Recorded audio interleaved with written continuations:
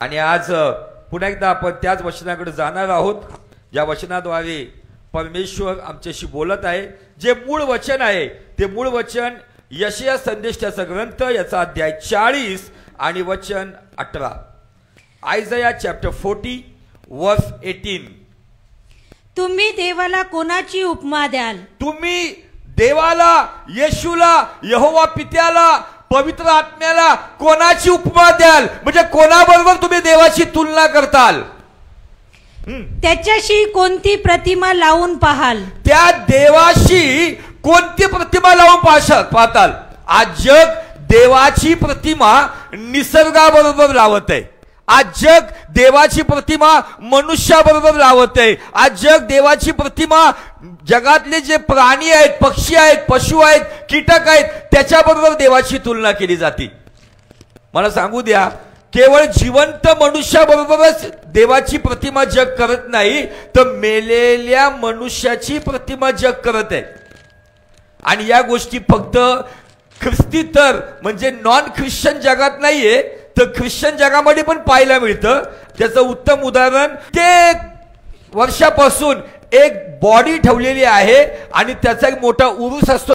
सगळ्या जगातून लोक त्या मृत शरीराला उपासना करण्यासाठी, त्याला नतमस्तक होण्यासाठी सगळ्या जगातले लोक उपस्थित होत आहे। आणि तो व्यक्ती कोण आहे आमच्या ख्रिस्ती लोकांनाही माहिती नाही। तो व्यक्ती तो आहे की त्याने त्या काळामध्ये मार्टिन लुथरनी जे आंदोलन केलं होतं, जे आंदोलन ज्याला प्रोटेस्टंट पंथाची सुरुवात केली होती, त्या आंदोलनाचा विरोध करणारा पहिला व्यक्ती तो व्यक्ती, ज्याची बॉडी आज उपासना केली जाते। आणि आज आम्हाला असं वाटतं की आम्ही काहीतरी धार्मिक कर्म करत आहोत। आज जगातल्या लोकांनी आपल्या आपल्या महाराजांच्या, आपल्या आपल्या देवाच्या समाध्या करून ठेवल्यात, आमच्याकडे पण कॉफिन ठेवलेले। म्हणून बायबल स्पष्ट सांगतं, आम्ही देवाची उपमा, देवाची तुलना कोणाशी करू शकत नाही। आमचा देव मुर्दा नाहीये, आमचा देव मरणावर विजयी झालेला, काल आज युगानुयुग पुनरुत्थित ख्रिस्त आहे, जो असंभव गोष्टी आजही संभव करतो। Hallelujah, praise the Lord. आजच्या गोष्टीचं सगळीकडे थैथयाट लावलेला आहे आणि मोठ्या स्वरूपात मला दुःख वाटतं, चांगले चांगले ज्ञानी लोकही तिथं नतमस्तक होतात। फक्त ख्रिस्ती नाही तर ख्रिस्तीतर समाजातले लोकही तिथं नतमस्तक होतात। ज्याचं कारण काय आहे? याचं कारण हे आहे की आजही लोक कुठंतरी बंदिवासात आहे। आणि पौल करिंथच्या मंडळीला म्हणतो, या युगाच्या देवतांनी त्यांचं मन आणि अंतःकरण आंधळ केले, म्हणून बुद्धी असूनही बुद्धी काम करत नाहीये। म्हणून किती बुद्धिमान असो, MBBS जरी झाला तर नतमस्तक होतो। समझने वालों को इशारा काफी आहे। सगळ्या गोष्टी आम्ही पाहतो, इंजिनियर जरी असेल त्याला इतकं सगळं ज्ञान असतं, पण नारळ फोडल्याशिवाय पाया पडत, जागेचाही पाया पडत नाही, तोही पाया पडत नाही। का?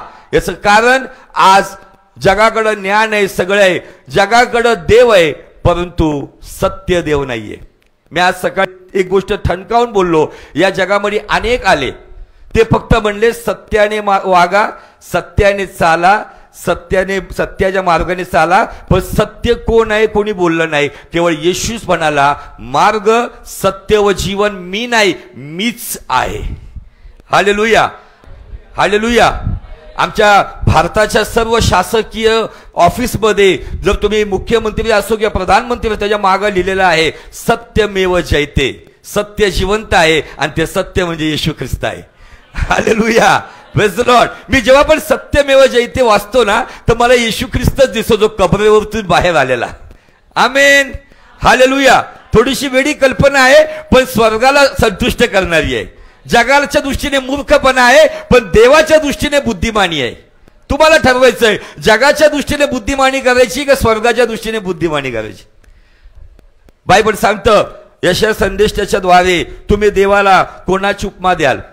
आम्ही त्या देवाची उपासना करतो, त्याने या पृथ्वी तलावरचं 73% जे पाणी आहे त्याने फक्त चूळ भरून स्वर्गातून अशी पिचकारी मारली, तर या पृथ्वीवरचं जलाशय, मोठे मोठे महासागर, प्रशांत महासागर, अरबी महासागर, हिंदी महासागर, अटलांटिक, ह्या सगळ्या जलाशयाचं जे जल आज पाहून आम्ही पाहतो की किती मोठमोठ्या लाटा आहेत, ती फक्त माझ्या देवाच्या मुखातून निघालेली चुळकी आहे।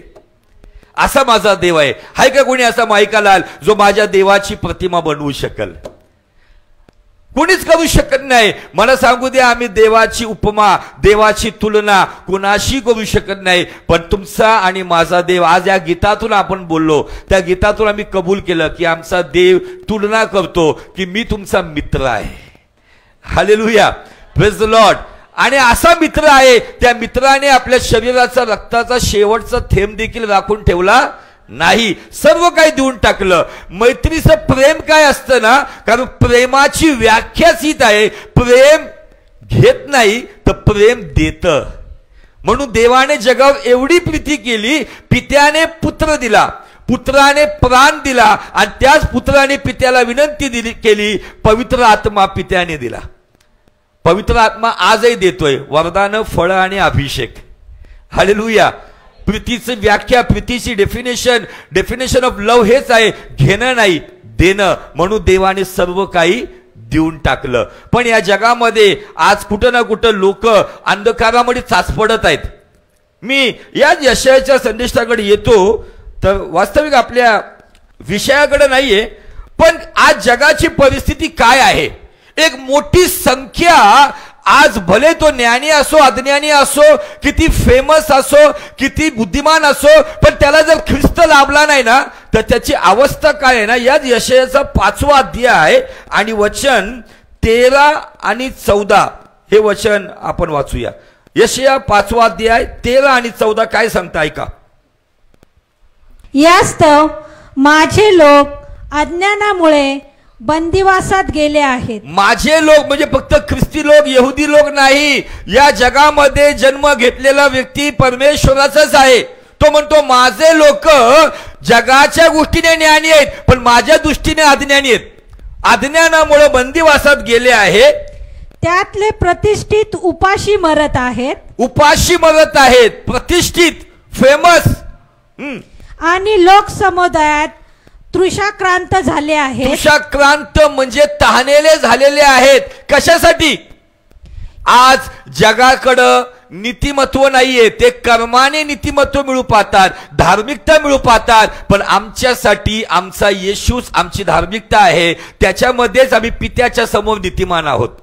हालेलुया. ते नीतिमत्व मला नीतिमान पडतं. म्हणून आज जगाचे लोक उपाशी आहेत. ते सगळ्या गोष्टी करत आहेत. या डोंगरावर जाते, त्या डोंगरावर जाते, नदीत जाते, समुद्रात जाते, 7 समुद्राच्या पार जात आहेत, पण ते आज उपाशी आहेत. कारण त्यांचा आत्मा आजही कुठल्याही क्षेत्रामध्ये आज भरपूर नाहीये. पण येशू ख्रिस्त नामक भाकर जो खातो तो कधी उपाशी राहत नाही. आमेन. पुढे. यामुळे अधोलोकाने आपली श्रद्धा वाढवली आहे. अधोलोकाने आपली भूक वाढवली आहे. हे भारी भारी शब्द आहेत ना, कधी कधी आपल्या डोक्यावरून जातात. तृषाक्रांत है ना, दुसरी गोष्ट दिली, क्षुधा वाढवली आहे. म्हणजे या गोष्टीमुळे काय झालं माहितीये का, नरकाची भूक वाढलेली आहे. आणि पुढे काय झालं बघा, आपले तोंड अमर्यादित पसरले आहे. नरकाने आपलं तोंड अमर्यादित पसरवलेलं आहे. पहिले तोंड छोटच होतं. पहिले लोक देवाच्या मार्गात चालत होते, त्यांना सत्य कळत होतं. इवन आपले ख्रिस्ती लोकही देवभूमी जीवन जगत होते. पण आज या जगाच्या रहाटीप्रमाणे ते फक्त नामधारी ख्रिस्ती म्हणून जीवन जगत आहे. त्यामुळे आज परिस्थिती ही आहे, अधोलोकाची भूक वाढली आहे आणि अधोलोकाचं तोंड मोठं झालं आहे. आणि मोठ्या संख्येने आज लोक अधोलोकाच्या तोंडातून अधोलोकाच्या उदरात चालले आहे. पण तुमचं आणि माझं कर्तव्य आहे अधोलोकाची भूक बंद करून अधोलोकाचं तोंड येशूच्या नावात बंद करायचं आहे. हालेलुया. अधोलोकाचं तोंड तेव्हाच बंद होईल ज्यावेळेस तुम्ही सत्य प्रचार करताल. अधोलोकाचं तोंड तेव्हाच बंद होईल ज्यावेळेस तुम्ही सत्य सुवार्ता सांगताल, जिवंत देवाची ओळख करून देताल. आज प्रभू भोजन घेण्यापूर्वी आज आम्ही विचार करूया आपल्या जीवनामध्ये, का मी प्रभू भोजनाचा नियम पालन केलाय का? जितक्यांदा तुम्ही भाकर खाता, जितक्यांदा प्रभूचा प्याला पिता, तितक्यांदा प्रभूच्या मरणाची व त्याच्या येण्याची घोषणा करता का? मी मागच्या दुसऱ्या आठवड्यामध्ये प्रभू भोजन घेतल्यानंतर मी एकाला तरी सुवार्ता सांगितली का? तर मी त्या प्याल्याला हात लावण्यात हक्कदार आहे. प्रभू भोजन हा धार्मिक कर्मकांड नाहीये, मिस्सा मांस नाहीये, प्रभू भोजन कुठलाही विधी नाहीये, तर प्रभू भोजन येशूच्या नावात येशूच्या स्मरणार्थ करण्याची आज्ञा पालन आहे आणि त्याचा नियम आहे. त्याच्यासाठी आम्हाला प्रभू भोजन देण्यात येतं. आज जगातले लोक प्रभू भोजन फक्त हिलिंग आणि डिवाइन हिलिंग साठी घेतात, परंतु डिवाइन हिलिंग पेक्षा डिवाइन मिनिस्ट्रीसाठी प्रभू भोजन आहे. Hallelujah, praise the Lord. तर वाटलं तुम्हाला सांगावं की आज परिस्थिती काय आहे की आज अधोलोकाची भूक वाढली आहे. त्याचं कारण अज्ञानी लोक जे स्वतःला ज्ञानी म्हणतात, जे आज निरनिराळ्या गोष्टींची उपासना करतात. आम्ही निर्मितीची उपासना करणारे लोक नाही, तर आम्ही निर्मात्याची उपासना करणारे लोक आहे. आमचा देव निर्मिती नाहीये, मनुष्य निर्मित गोष्टींसमोर आम्ही नतमस्तक होत नाही. आम्ही नतमस्तक होतो निर्मात्यासमोर आणि त्या निर्मात्याचं नाव आहे एकमेव प्रभू येशू ख्रिस्त. Hallelujah, praise the Lord. या जगातल्या लोकांनी आपापल्या पद्धतीने आपले दैवत बनवून ठेवलेले, आपल्याला एकदम कम्फर्ट झोन मध्ये राहील, आपल्याला आवडेल अशा सगळ्या गोष्टी करून ठेवलेले आहेत. काही लोक त्या उपासनेसाठी कर्जबाजारी झालेत. त्या डोंगरावर जाण्यासाठी कर्ज काढून जाते बकरं घेऊन. पण तुमच्या आणि माझ्यासाठी आनंदाची गोष्ट आहे, ते बकरं येशू ख्रिस्त 2024 वर्षापूर्वी झाला आणि त्याने आपलं बलिदान दिलं. म्हणून योहान बाप्तिस्मा करणारा येशूकडे पाहून म्हणतो की हा पहा जगाचं पाप हरण करणारा देवाचा प्रिय कोकरा.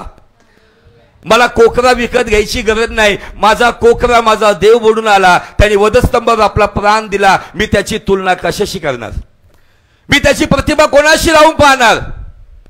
मी त्याला उपमा कोणाशी देणार? मी त्याची तुलना कोणाशी करू शकत नाही. माझी अवकात, माझी पात्रताच नाही. मी त्याला उपमा देऊ शकत नाही, मी त्याची तुलना करू शकत नाही. मी फक्त त्याची स्तुती आणि प्रशंसा करू शकतो. Hallelujah, praise the Lord. पण मला सांगू द्या, सांगा त्या लोकांना की याच्यामध्ये देव नाहीये, याच्यामध्ये सैतान आहे, याच्यामध्ये श्राप आहे, याच्यामध्ये सर्व भ्रष्टता आहे. सत्य सांगा, सत्य एकदम उघडपणे सांगा. कुणाच्या जाती धर्मावरती बोलू नका, पण सत्यावरती ठणकावून बोला. कुणाचे उणे धुणे दोष काढू नका, पण सत्य सांगा. येशू ख्रिस्त कबरेमध्ये राहिला नाही, कारण त्याच्याविषयी भविष्यवाणी होती. जी भविष्यवाणी दावीदाला एक प्रॉफेट म्हणून उभं केलं देवाने, आणि दावीद म्हणतो की त्याला कुजण्याचा अनुभव येणार नाही, म्हणजे तो कबरेतून बाहेर येऊन मरणावर विजयी होणार. ही भविष्यवाणी येशू ख्रिस्त या जगात येण्यापूर्वी ऑलरेडी करण्यात आली होती. हालेलुया. तो मारला जाणार आहे, तो जगावर विजयी होणार आहे. ती भविष्यवाणी एदेन बागेत केली होती आणि सर्पाला सांगण्यात आलं होतं, सैतानाला सांगण्यात आलं, स्त्री संतान तुझं डोकं ठेसेल.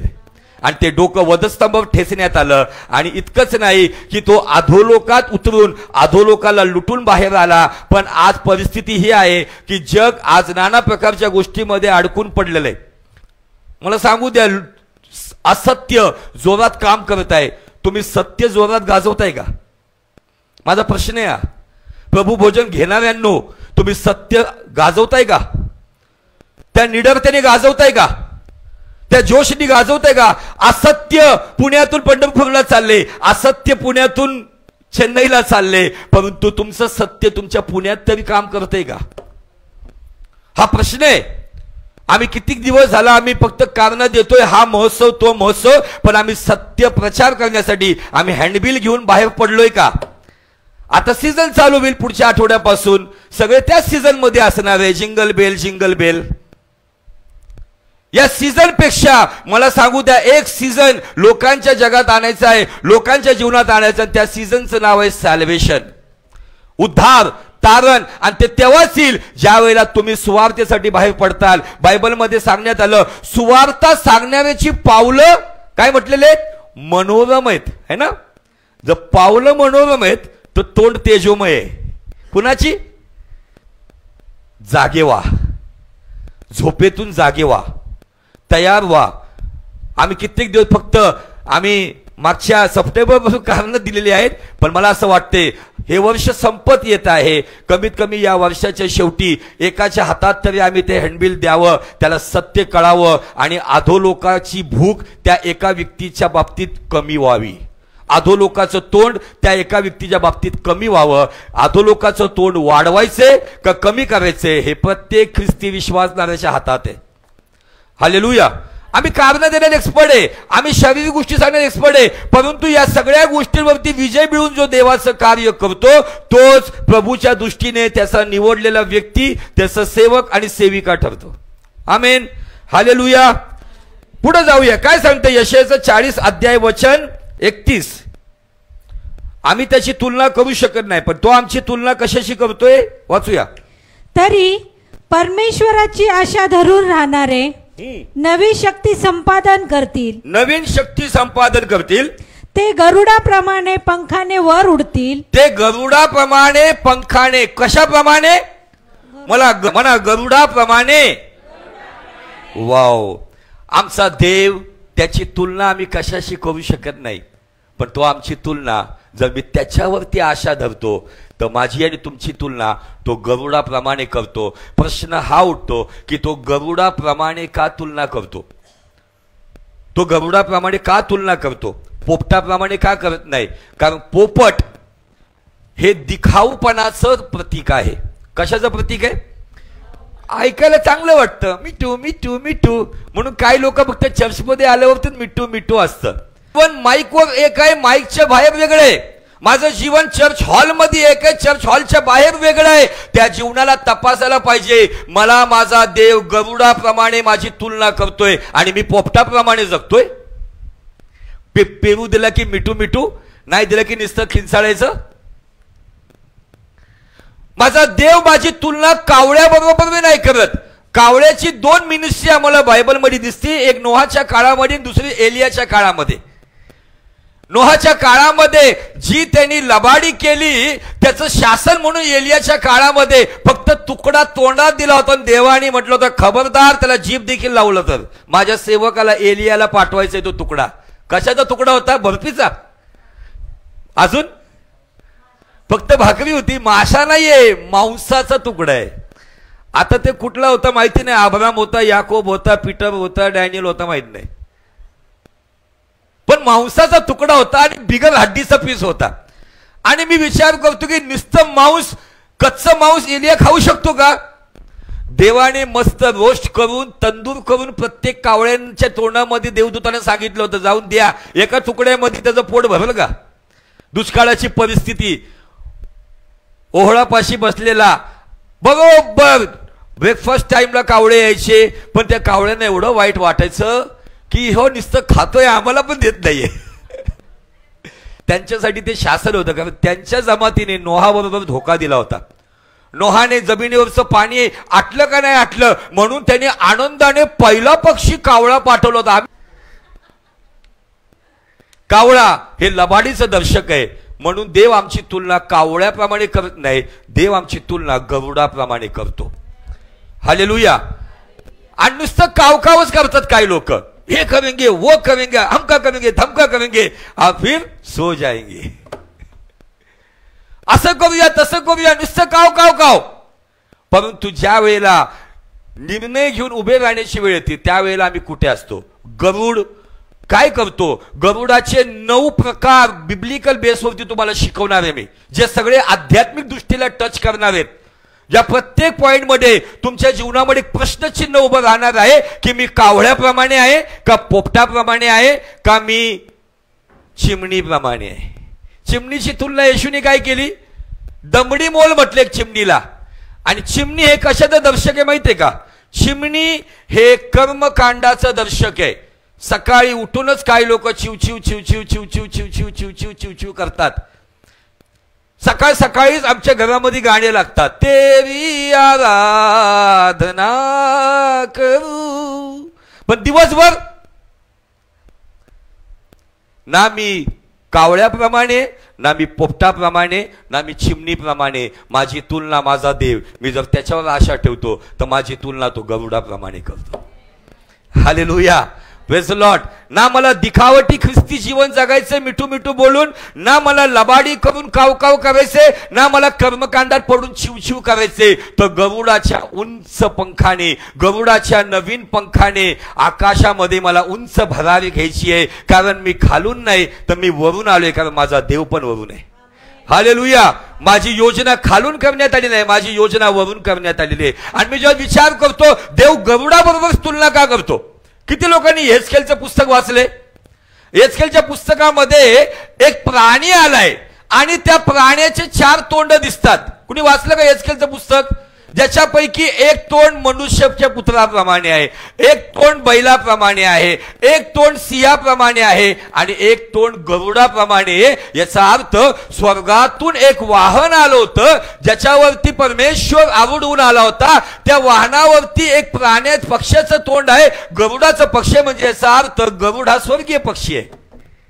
प्रकटीकरणामध्ये योहान दृष्टांत पाहतो आणि त्या दृष्टांत मी पाहतो की स्वर्गामध्ये गरुड उडत आहे आणि तो एक संदेश देत आहे. हालेलुया. आम्ही पृथ्वीवरचे आहेत का स्वर्गीय? हॅलो, आहे का नाही स्वर्गीय? का त्याच्यात बी शक आहे? मातेच्या गर्भात जन्म घेण्यापूर्वी परमेश्वराने ख्रिस्त येशूमध्ये आम्हाला आधीच निवडून आणि नेमून ठेवलेलं आहे. इफिस 1:5 मध्ये आम्ही असं अकस्मात आलेलो नाहीये. देवाच्या योजनेमध्ये हजारो लाखो करोडो वर्षापूर्वी, तुम्ही म्हणता हजारो लाखो करोडो वर्ष कुठं लिहिले बायबलमध्ये? 2 प्रकारचे युग बायबलमध्ये सांगतात आणि एक युग नोहाचं भक्तिमान लोकांचं युग आणि त्याच्या आधी एक युग होतं प्राचीन युग. बरेच लोक म्हणतात डायनासोर विषयी डिस्कवरी सांगत आहे, पण बायबल का सांगत आहे? बायबल पण सांगत आहे माझ्या भावा.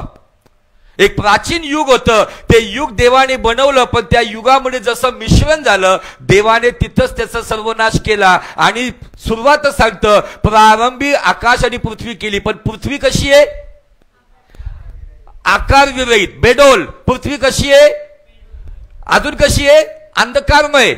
अजून कशी आहे? शून्य. मग मला सांगा, तुमचा आणि माझा देव कुठली गोष्ट शेपलेस बनवतो का? आकार विरहित बनवतो का? देवाने आपला राग त्या प्राचीन युगावर असा प्रगट केला की पृथ्वी तुमचा हांडा कळशी जशी पडल्यावर इकडून तिकडून चेपते ना, तशी चेपलेली होती. मग प्रकाश हो शब्द आला आणि मग देवाचा आत्मा, देवाचं वचन आणि देवाच्या आत्म्याचं संगम झालं, त्यावेळेस पृथ्वी गोल झाली. आणि हे मनुष्याच्या जीवनासाठी तुमचं बेडोल जीवन, जिकडून तिकडून चेपलेलं जीवन तेव्हाच नीट होईल. नुसतं रबा करून काम होणार नाही, नुसतं वचन घेऊन काम होणार नाही. तर वचन आणि आत्मा एकत्र येतो, त्यावेळेला तुमच्या चेपलेल्या जीवनाला आकार येतो. रिकामी जीवन तुमचं प्रकाशाने भरतं, अंधकार जीवन तुमच्या जीवनामध्ये प्रकाश येतो आणि देवाच्या उपस्थितीने भरतं. उत्पत्तीचा पहिला अध्याय मानवाच्या जीवनावर आधारित आहे. आज बरेचसे लोक आकार विरहित आहेत, बरेचसे लोक नामधारी ख्रिस्ती जीवन जगत आहेत, त्यांच्याकडे प्रकाश नाहीये. काही लोक फक्त वचनाचं ज्ञान घेऊनच चाललेत. पण तुमचं आणि माझं काम आहे त्यांच्याकडे जीवन आणि आत्मा असणारं वचन आणि देवाच्या आत्म्याचं कार्य पोचवा. त्यांचं आकार विरहित जीवन तुमच्या सांगितलेल्या सुवार्तेद्वारे आकारामध्ये येईल. त्यांचा अंधकार तुमच्यामुळे नाहीसा केला जाईल. ज्याला उत्पत्तीचा पहिला अध्याय 2रं वचन समजलं ना, त्याला देव समजला. कुठल्या प्रकारचं जीवन आज मी जगत आहे? तर जाऊया आपण. परमेश्वर गरुडाबरोबर माझी तुलना का करतो? तर स्तोत्र पहिला अध्याय वचन 1 आणि 2 काय सांगतं जरा वाचा. जो पुरुष दुर्जनांच्या मसलतीने चालत नाही, पापी जनांच्या मार्गात उभा राहत नाही आणि धर्मनिंदकाच्या बैठकीत बसत नाही, तर परमेश्वराच्या नियमशास्त्रात रमतो, त्याच्या नियमशास्त्राचे अहोरात्र मनन करीतो, तो धन्य. आमेन. मग या स्तोत्रामध्ये सांगायचं काय आम्हाला? मी मागच्या वेळेला काल संदेश समाप्त करत असताना मी प्रश्न केला होता, का इथं बसल्यापैकी कुणीही डायरेक्टली टीव्हीवरती किंवा कुठल्या फोटोमध्ये पाहिले का गरुड पोपटांमध्ये बसलाय, गरुड कावळ्यांमध्ये बसलाय, गरुड चिमण्यांमध्ये बसलाय? पण गरुड नेहमी गरुडांबरोबरच तुम्हाला संगती करताना दिसेल. गरुडांचा एक मोठा पर्रा असतो, एक मोठा संघ असतो. गरुड कधी कावळ्या चिमणीत नसतो. कधी कधी मला असं वाटतं की नाही का, आम्ही कधी कधी एक वेगळी शॉल घेतो नाही का, त्या कलरची मॅचिंगचा असतं. मी सत्य परिस्थिती सांगत आहे आणि आपल्या विषयाला धरून मी विषय पण सोडत नाहीये. Hallelujah, praise the Lord. स्तोत्र 1:1 काय सांगतं? परत एकदा ऐकून घ्या, परत एकदा वाचा. जो पुरुष दुर्जनांच्या मसलतीने चालत नाही, पापी जनांच्या मार्गात उभा राहत नाही आणि धर्मनिंदकाच्या बैठकीत बसत नाही, तर परमेश्वराच्या शास्त्रात रमतो, त्याच्या शास्त्राचे अहोरात्र मनन करीतो, तो धन्य. हालेलुया. तो धन्य म्हणजे तो आशीर्वादी, ती स्त्री असो पुरुष असो. थोडक्यात या 2 वचनात सांगायचं काय स्तोत्रकर्त्याला, तुमची संगती कुठं आहे, तुमची फेलोशिप कुठं आहे, तुमच्या दिवसाची सुरुवात कुठून आहे. किचन मधून कावकाव चिवचिव मिठू मिठू करू नये का, तुम्ही प्रथम देवाच्या सानिध्यात येऊन देवाला प्रथम स्थान देऊन तो अभिषेक मिळवण्यासाठी दिवसाची सुरुवात देवाच्या हातात आपलं जीवन देऊन समर्पित करता. फक्त 1-2 दिवसासाठी जीवन जगू नका. मी अब्रामाचे आशीर्वाद शिकवले. अब्रामाला देवाने इतकं ब्लेस का केलं आणि देवाची ओळख अब्रामाच्या नावाने का होते, त्याचं मूळ कारण होतं कन्सिस्टन्सी, सातत्य. अब्रामाच्या जीवनामध्ये परिणाम जरी चांगले नव्हते, अब्रामाला दिलेल्या अभिवचनाप्रमाणे जरी घडलं नव्हतं, तरी अब्रामाच्या जीवनामध्ये ते सातत्य होतं. आणि गरुडाची ओळख आहे, गरुड सातत्याने गरुडांबरोबरच राहतो आणि संगती करतो. गरुड गरुडांबरोबर संगती करतो. आणि हा कोणता अभिषेक आहे, जे मागच्या रविवारी मी पाहिलं, हा राजकीय अभिषेक आहे, हा पवित्र राष्ट्राचा अभिषेक आहे, हा देवाच्या निवडलेल्या लोकांचा अभिषेक आहे. साधारण लल्लू पंजू लोकांचं काम नाहीये. विशेष निवडलेले लोक आहेत, त्यांना परमेश्वर म्हणतो की जे माझ्यावरती आशा धरून राहतात, मी त्यांना गरुडाप्रमाणे. हालेलुया. आपल्या स्वतःला प्रश्न करा की माझी संगती कुणाबरोबर आहे अधिक. तुम्हाला पोपटांचे थवेचे थवे दिसतील. माझ्या गॅलरीतून बघितलं तर सकाळ सकाळी बरोबर टायमिंग मध्ये काही वेळासाठी पोपटांचे थवे येतात, मग कबुतरांचे थवे येतात, कावळ्याचे येतात, मग घारीचे येतात. पण मला त्यात गरुड कधी नाही दिसला. गरुड गरुडांबरोबर संगती करतो. तुम्ही या जगातले नाहीये. येशू म्हणतो मी तुम्हाला जगातून वेगळं केलेलं आहे. आमेन. हालेलुया. आणि गरुड ना कधी शिळं पाक फ्रीज मधला माल खात नाही. आम्हीच फ्रीज आणल्यापासून भिकाऱ्यांचे वांदे केलेत. पहिले शिळं देऊन टाकण्यात यायचं, पण आता आम्ही शिळं त्याला इतकं फ्रोझन करून ठेवतो ना की ते गेलेला मासा पण म्हणत असं किती महिन्यानंतर खाणं मला. बायबल सांगतं गरुड ताजं अन्न खातो. जर तुम्हाला ताजं अन्न खायचंय तर तुम्हाला दिवसाची सुरुवात ताज्या अभिषेकात केली पाहिजे. जे सार्वकालिक आहे त्याचा लाभ उचला आणि त्या संगतीचा लाभ घ्या. ताज्या अभिषेकात या, कारण गरुड ताजं अन्न खातो. तुमच्या शरीराला जसं ताजं दिल्यानंतर तोंडावरती तेज येतं, तसं तुमच्या आत्म्याला देखील तुम्ही फक्त रविवारच्या एकाच दिवशी ते खाऊ नका. गरुड रोज आपली ताजी शिकार करतो, ताजं सावज धरतो आणि ताजं अन्न तो आपल्याला आणि आपल्या कुटुंबाला देतो. स्वतःला प्रश्न करा की का मी माझ्या दिवसाची सुरुवात एका ताज्या अभिषेकाने करत आहे का. किंमत द्यावी लागते. किंमत मोडल्याशिवाय अभिषेक नाहीये. कुणाच्या भविष्यवाणी डोक्यावरती हात ठेवून खाली पाडल्याने अभिषेक नाहीये. तुम्ही ज्यावेळेस समर्पण करता त्या समर्पणाचा आदर करून पवित्र आत्मा तुम्हाला अभिषेकाने, फळांनी, दानाने आणि वरदानाने भरतो. हालेलुया. Praise the Lord. बोलो येशू मसीह की. इयोबाचा 39 अध्याय आणि वचन 29. तेथून तो आपले भक्ष्य निरक्षितो. नीट ऐका. तेथून कोण? गरुड. तेथून म्हणजे गरुड जमिनीपासून जरी 5000 फुटावरती असो, 10,000 फुटावरती असो, पण त्या उंचीवरून तो आपलं भक्ष्य एकदम झूम करून बारीक करून बघतो. त्याचा किती मेगापिक्सल कॅमेरा माहिती नाही, पण तो कुठेही असो, पण तिथून तो बारकाईने बघतो. त्याच्या नेत्रास ते दूरवर दिसते. त्याच्या नेत्रांना ते दूरवर दिसते. गरुडाचा अभिषेक. मला सांगू द्या, आम्ही विचार करतो आमच्या जीवनामध्ये हे हल्ले काय आहेत, आमच्या जीवनामध्ये समस्या काय आहेत, आम्हाला पुढच्या गोष्टी का समजत नाही. गरुडाचा अभिषेक संकट येण्यापूर्वी, हजारो किलोमीटरच्या पूर्वी जर त्या पक्षाला परमेश्वर दाखवू शकतो, तर आम्ही त्याचे मित्र आणि त्याचे लोक आहोत. तर निश्चित आमच्यावर येणारे हल्ले, आमच्यावर येणारी परिस्थिती परमेश्वर निश्चित आम्हाला आत्मिक डोळ्यांना झूम करून निश्चित आम्हाला ती परिस्थिती दाखवेल. हालेलुया. नंबर 2 वरती बायबल सांगतो गरुड किती आकाशात उंच असला तर त्याची नजर एकदम सूक्ष्म आणि बारीक नजर असते. कुणावर? आपल्या शत्रूवर, दुष्टावर, लुसिफरवर, कुठल्या व्यक्तीवर नाही. काय लोकांची नजर दुसरीकडे लय बारीक असते. हॉलमध्ये बसून किचन मध्ये बघतात काय चाललंय, किचन मध्ये बसून हॉल मध्ये बघतात कोण आले, गॅलरीत थांबून रस्त्यावर बघतात कोण कोण चालले. इकडं तिकडं नजर मारणारे कावळा लगेच बघतो, कुणी खरकाट फेकलं की लगेच जातो उडत. पण गरुड खरकाट्यावर जाऊन नाही बसत, गरुड आपला ताजी शिकार धरतो. Hallelujah, praise the Lord. ज्या वेळेला गरुड 1000 फुटावर असतो ना, तो त्या स्पीडने येतो खाली. जर समजा त्याला एखादा साप दिसतोय जाताना, तो त्या स्पीडने येतो, तो अजिबात स्पीड कमी करत नाही. हे कशाचं दर्शक आहे? एक विश्वासणारा जो देवावर आशा ठेवतो तो गरुडाप्रमाणे सूक्ष्म नजर ठेवून, बारीक नजर ठेवून, आध्यात्मिक नजर ठेवून तो आपल्या शत्रूवरती तुटून पडतो आणि त्याची प्रार्थना परिणाम घेऊन येते.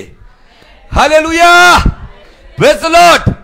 आमची प्रार्थना परिणाम का घेऊन येत नाही?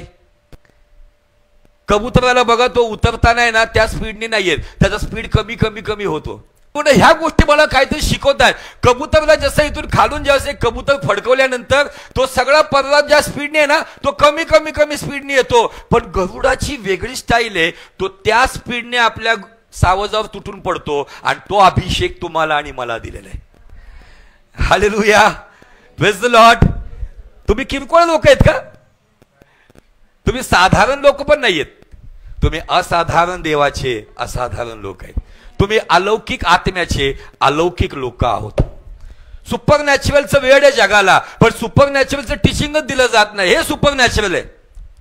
सुपर नॅचरल म्हणजे सगळं गॉस्पलच आणून ठेवले. सुपर नॅचरल हे आहे, परमेश्वर म्हणतो गरुडाप्रमाणे मी तुमची तुलना करत आहे यासाठी की तुमचं आत्मिक जीवन इतक्या ताज्या अभिषेकात भरा की तुम्ही तत्क्षणी तुमच्या शत्रूवरती विजयी झाले पाहिजे. Hallelujah, praise the Lord. नीतिसूत्र 30:19 या दोनच आज गोष्टी मी तुम्हाला सांगून थांबणार आहे. नीतिसूत्र 30. पहिली गोष्ट ऑलरेडी सांगितली की गरुडाची संगती, तुमची संगती कुणाबरोबर आहे? गरुड संगती करतो आणि ताजा अन्न खातो, पहिला पॉइंट झालाय. दुसरा पॉइंट आपण पाहतोय की गरुडाची सूक्ष्म नजर आपल्या शत्रूवर असते. त्या गोष्टी पण पाहिल्यात. वाचूया काय सांगतं. प्रोव्हर्ब्स चॅप्टर 30 वर्स 19. गरुडाचे आकाशात उडणे, नीट ऐका, गरुडाचे आकाशात उडणे, सर्पाचे खडकावर सरपटणे, सर्पाचे खडकावर सरपटणे. म्हणजे ही तुलना काय केली? गरुड कुठं उडतोय आणि सर्प कुठे? गरुडाचं आकाशात उडणं आणि सापाचं खडकावर सरपटणे. काय सांगत आहे? हा नीतिसूत्र लिहिणाऱ्या व्यक्तीला मी स्वतः बोलतो, ज्ञान का बादशाह राजा सुलेमान, ज्ञानाचा बादशाह होता तो. त्याने देवाकडून अभिषेक वरदान ना मागितले, त्याने देवाकडून ज्ञान मागितलं आणि ते वरील ज्ञान त्याला मिळालं होतं म्हणून त्याने हे लिहिले.